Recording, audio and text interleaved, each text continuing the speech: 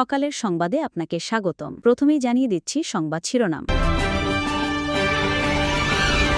যাওয়া হচ্ছে না বিএনপি চেয়ারপারসন বেগম খালেদা জিয়ার। কারিগরি ত্রুটির কারণে কাতারের এয়ার অ্যাম্বুলেন্সের না আসায় রোববার বিদেশে নেওয়া হতে পারে বেগম জিয়াকে। বিএনপি মহাসচিব মির্জা ফখরুল ইসলাম আলমগীর জানিয়েছেন, এয়ার অ্যাম্বুলেন্সের প্রাপ্যতা ও বেগম জিয়ার শারীরিক অবস্থা ঠিক থাকলেই লন্ডনে পাঠানো হবে তাকে। এ বিষয়ে চূড়ান্ত সিদ্ধান্ত নেবে মেডিকেল বোর্ড। এদিকে দেশে পৌঁছেই এভার কেয়ারে গিয়ে শাশুড়ির স্বাস্থ্যের খোঁজ খবর নেন ডাক্তার জুবাইদা রহমান। বেগম খালেদা জিয়াকে দেখতে এভার কেয়ার হাসপাতালে পুত্রবধূ ডাক্তার জুবাইদা রহমান। এর আগে সকাল 11:15টার দিকে লন্ডন থেকে ঢাকায় আসেন তিনি। পরে কড়া নিরাপত্তায় বিমানবন্দর থেকে সরাসরি হাসপাতালে যান তার এক পত্নী জুবাইদা। শেখ হাসিনাকে ফেরাতে ভারতের ইতিবাচক সাড়া মেলেনি। সরকার প্রতিক্রিয়ার অপেক্ষায় আছে বলে জানিয়েছেন পররাষ্ট্র উপদেষ্টা মোহাম্মদ তৌহিদ হোসেন। সকালে রংপুরে সাংবাদিকদের তিনি বলেন, এখনই আশা ছাড়তে চায় না বাংলাদেশ। কূটনৈতিক তৎপরতায় সাফল্যের প্রত্যাশা উপদেষ্টার। গণভোটের 42,761টি কেন্দ্রের মধ্যে 25,105টি কেন্দ্রই ঝুঁকিপূর্ণ। এর মধ্যে অতি ঝুঁকিপূর্ণ 8,746টি। এসব কেন্দ্রে 2 থেকে 3 জন করে অস্ত্রধারী পুলিশ মোতায়েনের কথা ভাবছে সদর দপ্তর। পুলিশের মুখপাত্র জানান, সুষ্ঠু নির্বাচন আয়োজনে প্রশিক্ষণ সহ সব প্রস্তুতি নেওয়া হচ্ছে। থানা থেকে লুট হওয়া অস্ত্রে নির্বাচনের নাশকতার শঙ্কা জানিয়েছেন কোনো বিশ্লেষক। এবার শুনবেন বিস্তারিত। হাসপাতালে চিকিৎসাধীন অসুস্থ বিএনপি চেয়ারপারসন বেগম খালেদা জিয়ার উন্নত চিকিৎসায় লন্ডন যাওয়ার কথা ছিল শুক্রবার ভোরে, কিন্তু তার যাত্রা এবার পিছিয়ে গেল। কারিগরি ত্রুটি থাকার কারণে কাতারের আমিরের পাঠানো এয়ার অ্যাম্বুলেন্স ঢাকায় আসতে না পারায় এই বিলম্ব। এয়ার অ্যাম্বুলেন্সটি বাংলাদেশে আসতে পারে শনিবার। সব ঠিক থাকলে রোববার সকালে তিনি যুক্তরাজ্যের উদ্দেশ্যে ঢাকা ছাড়তে পারেন বলে বিএনপির পক্ষ থেকে জানানো হয়েছে। বিএনপি মহাসচিব মির্জা ফখরুল ইসলাম আলমগীর গণমাধ্যমে জানান, গত রাতে বেগম জিয়ার শারীরিক অবস্থার আবারও অবনতি ঘটে, যে কারণে লন্ডন যাত্রায় তার স্বাস্থ্য উপযুক্ত হলে যুক্তরাজ্যের উদ্দেশ্যে রওনা দেবেন সাবেক প্রধানমন্ত্রী বেগম খালেদা জিয়া। তবে মেডিকেল বোর্ডের অনুমতি ও সিদ্ধান্তের উপর নির্ভর করছে তার বিদেশ যাত্রা। এয়ার অ্যাম্বুলেন্স এসে পৌঁছায় কাতার থেকে, তাহলে আগামী পরশু অর্থাৎ রোববার তাকে লন্ডনে নিয়ে যাওয়া সম্ভব হবে। তবে তিনি এখনও গুরুতর অসুস্থ, সেই কারণে তিনি ফ্লাই করতে পারবেন কিনা সেটা ডাক্তাররা নিশ্চিত করলেই তাকে ফ্লাই করে নিয়ে যাওয়া হবে অ্যাম্বুলেন্সে। এদিকে বিএনপির মিডিয়া সেলের সদস্য আতিকুর রহমান রুমনও জানান, কাতারের এয়ার অ্যাম্বুলেন্সের কারিগরি ত্রুটি থাকার কারণে বিলম্ব হচ্ছে বেগম জিয়ার যাত্রা। অন্য ফ্লাইট প্রস্তুত করার চেষ্টাও চলছে বলে জানান তিনি। যান্ত্রিক ত্রুটির জন্য এই এয়ার অ্যাম্বুলেন্সটি গত রাতে আসার কথা ছিল, আসতে পারেনি। ওটা একটু দেরি হবে আর কি। চেষ্টা হচ্ছে অন্য কোনো যদি একটা আনা যায়, এরকম একটা চেষ্টা হচ্ছে। এদিকে বেগম জিয়াকে বিদেশে নিতে যুক্তরাজ্য থেকে ঢাকায় পৌঁছান তার বড় ছেলে তারেক রহমানের সহধর্মিণী ডাক্তার জুবাইদা রহমান। শুক্রবার সকালে বিমানবন্দর থেকে সরাসরি এভারকেয়ার হাসপাতালে এসে শাশুড়ির স্বাস্থ্যের খোঁজ খবর নেন তিনি। বিএনপি নেত্রীর চিকিৎসার পরবর্তী করণীয় ঠিক করতে সিদ্ধান্ত নিচ্ছেন ডাক্তার জুবাইদা সহ মেডিকেল বোর্ডের চিকিৎসকরা। গত 23 নভেম্বর থেকে রাজধানীর এভারকেয়ার হাসপাতালে ভর্তি আছেন সাবেক প্রধানমন্ত্রী বেগম খালেদা জিয়া। স্বাস্থ্যের অবনতি হলে 27 নভেম্বর সিসিউতে স্থানান্তর করা হয় তাকে। এরপর থেকেই হাসপাতালে চিকিৎসকদের নিবিড় পর্যবেক্ষণে আছেন বিএনপি চেয়ারপারসন।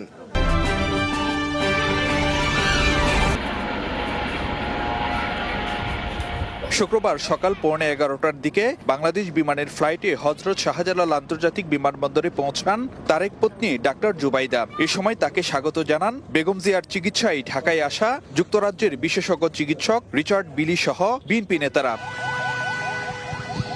ইমিগ্রেশন সম্পন্ন করে সকাল 11:15টার দিকে বিমানবন্দর থেকে সরাসরি এভার কেয়ার হাসপাতালে রওনা হন জুবাইদা রহমান। সঙ্গে ছিলেন বেগম জিয়ার পরিবারের সদস্যরা। জুবাইদা রহমানকে বহনকারী গাড়ির আগে পরে ছিল চেয়ারপারসন সিকিউরিটি ফোর্স সিএসএফ এর গাড়ি। চোখে পড়ে পুলিশের নিরাপত্তাও। বিমানবন্দর পেরিয়ে খিলক্ষেত কুড়িল ফ্লাইওভার হয়ে বসুন্ধরা আবাসিক এলাকায় প্রবেশ করে গাড়িবহর। বেলা 11:53 দিকে রাজধানীর এভার কেয়ার হাসপাতালে পৌঁছান ডাক্তার জুবাইদা রহমান।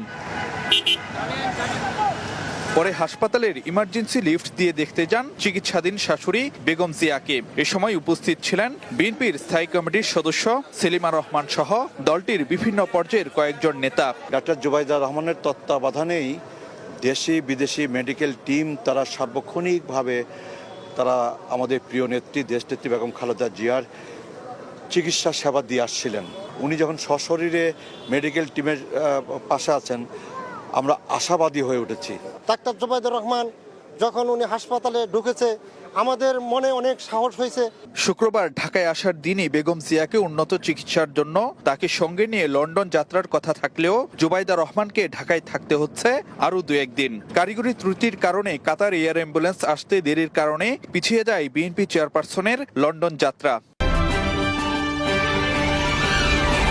24-এর 5 আগস্ট গণ অভ্যুত্থানে ক্ষমতাচ্যুত হয়ে পালিয়ে ভারতে আশ্রয় নিয়েছিলেন সাবেক প্রধানমন্ত্রী শেখ হাসিনা। তাকে ফেরত পাঠাতে নয়াদিল্লিকে চিঠি দিয়েছিল অন্তর্বর্তী সরকার, যার কোনো জবাব এখন পর্যন্ত দেয়নি ভারত।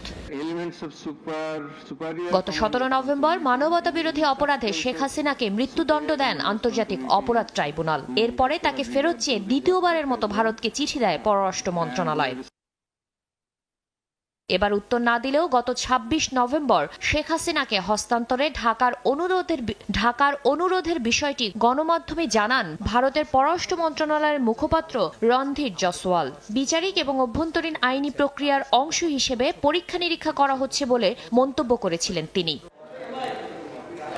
এ বিষয়ে শুক্রবার সকালে রংপুর সার্কিট হাউসে সাংবাদিকদের সঙ্গে আলাপচারিতায় পররাষ্ট্র উপদেষ্টা বলেন, শেখ হাসিনাকে ফেরত পাঠানোর বিষয়ে এখনো ইতিবাচক সাড়া দেয়নি ভারত। বিষয়টি সময় সাপেক্ষ উল্লেখ করে তিনি বলেন, দেশটির প্রতিক্রিয়ার অপেক্ষায় রয়েছে ঢাকা। আমরা ইতিবাচক কোনো সাড়া এখন পর্যন্ত পাইনি। এই ধরনের ঘটনায় তো ঝট করে 1 দিনে 7 দিনে কোনো পরিবর্তন ঘটে না।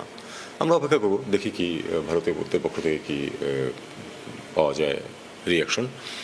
একটা রিয়াকশন আমরা দেখেছি সেটা হলো তারা পরীক্ষা নিরীক্ষা করে দেখছে, এরকম একটা কথা আসছে আমাদের।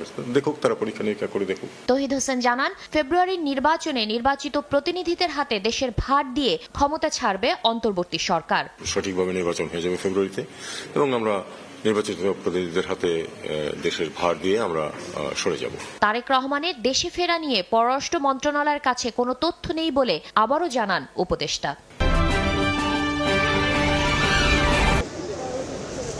ফেব্রুয়ারির প্রথমার্ধে একই দিনে জাতীয় নির্বাচন ও গণভোট আয়োজনের ঘোষণা দিয়েছে অন্তর্বর্তী সরকার। এরই অংশ হিসেবে ডিসেম্বরের দ্বিতীয় সপ্তাহে তফসিল ঘোষণা করতে চায় নির্বাচন কমিশন।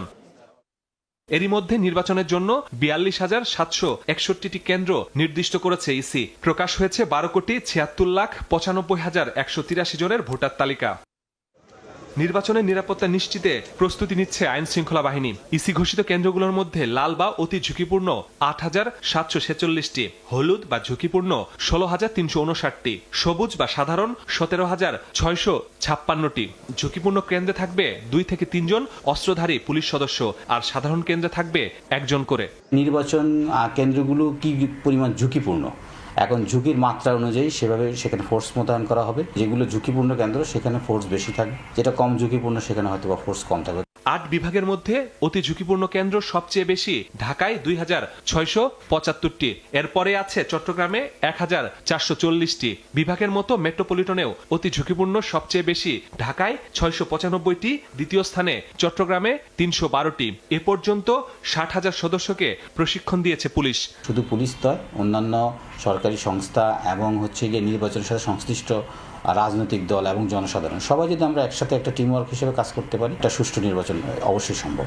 সারা দেশে হত্যা, ছিনতাই সহ অপরাধ বেড়ে যাওয়া এবং থানা থেকে লুট হওয়া অস্ত্র এখনো উদ্ধার না হওয়ায় নির্বাচন ঘিরে নিরাপত্তা নিয়ে শঙ্কা দেখছেন কোনো বিশ্লেষক। আইন শৃঙ্খলা রক্ষাকারী বাহিনী, সেনাবাহিনী সহ তাদেরকে যদি স্বাধীনভাবে তাদের দায়িত্ব পালন করতে দেয়া হয়, আমার মনে হয় না এমন কোনো বড় ধরনের শঙ্কা সৃষ্টি হবে। পুলিশ ছাড়াও সেনা, বিজিবি, আনসার সহ আইন শৃঙ্খলা বাহিনীর 8.5 লাখ সদস্য নির্বাচনে দায়িত্ব পালন করবেন।